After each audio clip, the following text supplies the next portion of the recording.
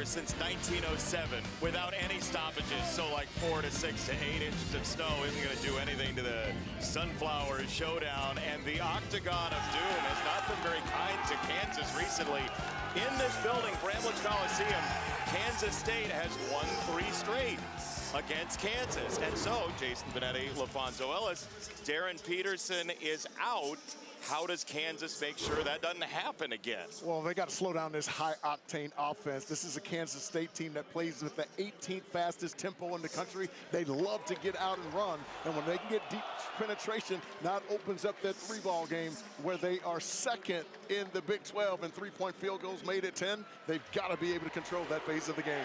Trey White has been understatedly phenomenal this year for Kansas. I think he's the most underrated player in the Big 12. You never hear his name. It's Darren Peterson. It's Mel Council Jr. Well, those two don't work without their second leading scorer, Trey White. The transfer from Illinois has been absolutely terrific. His ability to knock down the 3-ball, get in the lane, and when they go small ball, he usually goes for the 4, and that creates huge problems for the opposing defense because he knocks down over 40% from 3.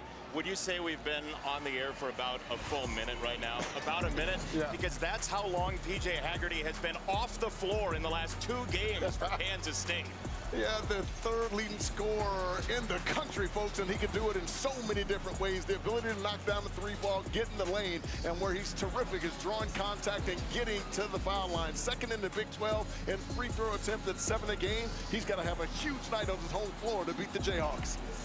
So good at getting to the free throw line as Kansas State and Kansas get together here at Bramlage Coliseum. Some folks have braved the elements. The students are here in full force in snowy Manhattan. Tip is next.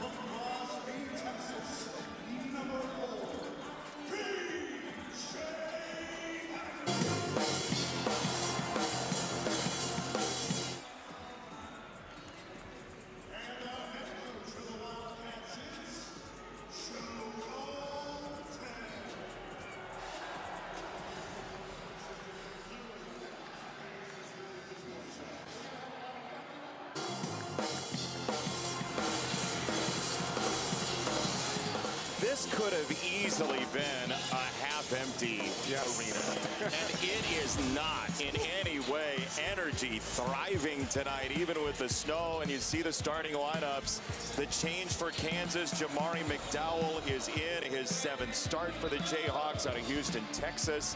The size obviously will be important because Kansas State doesn't have a whole lot of it. Tiller and Badunga.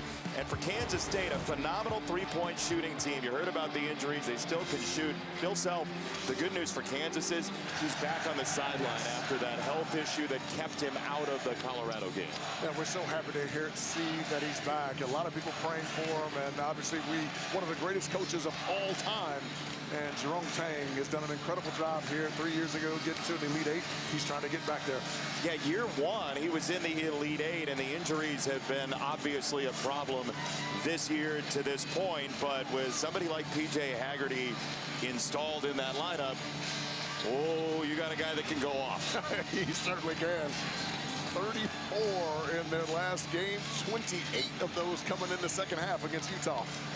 14 games, 20 or more points. Will Haggerty be able to carry Kansas State to another victory over Kansas here at Bramlage Coliseum? What a day it's been in college basketball on Fox. We've had great games across the board. Illinois, Purdue went down to the wire. Overtime in the opener, UConn and Villanova as well. So here is Jamari McDowell, the sophomore, playing it through Council. Kansas, you imagine, will be deliberate, trying to avoid transition opportunities tonight for Kansas State. Here's Tiller going to work on the spin. He'll lay it up and smooth. This kid's got so much talent. The area of his game he needs to improve in is being more physical, and he looked extremely physical on that little drop step and finish there. It's so important. And now Kansas State, without the big size, they're without a couple of forwards in this game. Here's a three to open, and that is cash for Taj Manning. That's his third three of the year. And that's a big three because Bryson Tiller, who's defending the number 15 in white, is playing all the way back in the lane, trying to take away dribble penetration. That shot will be there, and he's got to make them. Badunga for two. I wonder, Fonz, with that make by Manning, does Kansas change the defense, or do they let him make one more? I think they let him make one more. You got to make a guy like that demonstrate that he can knock it down. Remember, he's only shooting 12% from three on the year. That's his third made three on the year. I'd stay back and dare him to shoot it.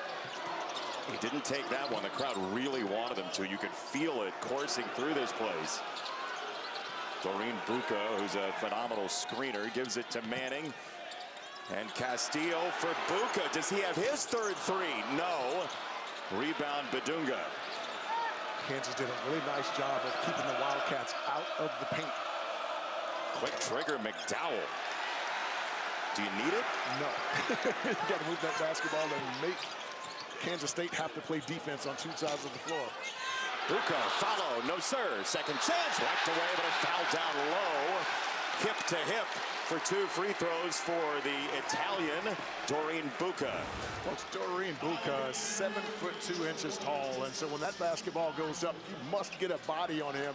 Doing a terrific job. Missed the first one, it was blocked, and yet staying with it, an opportunity for two free throws here.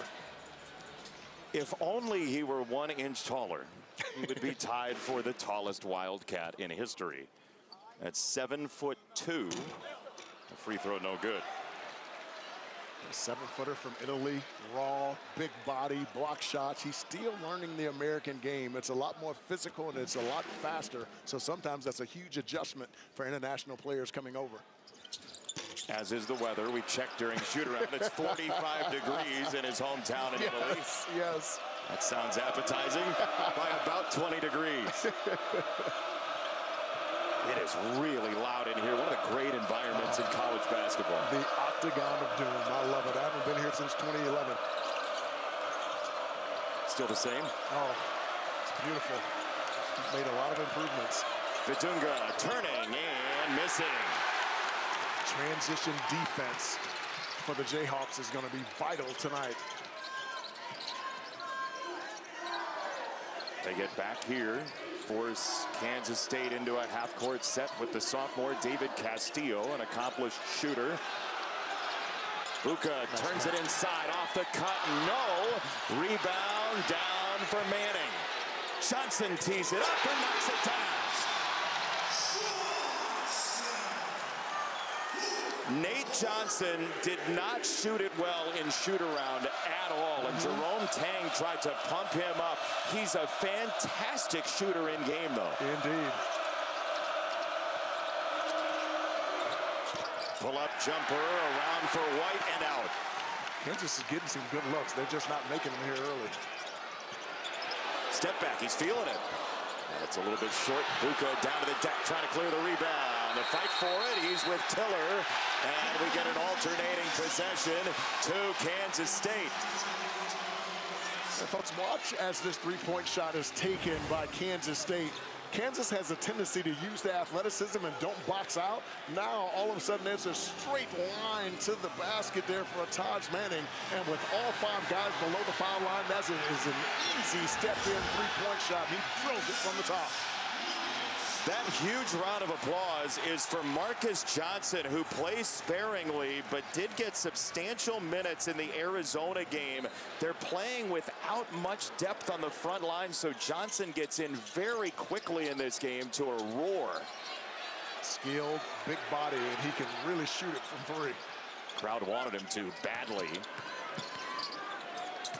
And this is what you're going to see all night, is they're going to try to double team Kansas to keep the basketball out of Haggerty's hands. And when he gives it up, they're going to try to deny him back. Big guy. Johnson missed it for 3. You got to love that. He comes in the game, hasn't even run up and down and gotten a lather yet. He's just let that one ride. Sling it. Get up and catapult. Yes. Give the crowd what they want. Indeed. There's Council, who made 9 threes in the NC State win a couple of months ago. He'll get it back out and shuttle it for White. Nobody in the zip code for 3. And you've got to be able to rotate out to get to Trey White. He is shooting it really well. 43% from 3 on the year. What do you like most about his game, Fonz? Just the versatility. He can drive it, gets to the glass, and at 6'7", playing a small forward spot, he's an excellent rebounder, averaging 8 rebounds a game. Back and forth we go. It's Haggerty feeling his way. He couldn't make the shot and the rebound for White. Back-to-back possessions, a 3-ball by White and then a rebound. So dynamic. Council on the attack and a soft touch. And now Manning goes down. Taj Manning is down in the lane, reaching for his right knee, and without Kamari McGriff, Moby Ike Garuka, they cannot afford to lose another forward. Kansas by 3 early.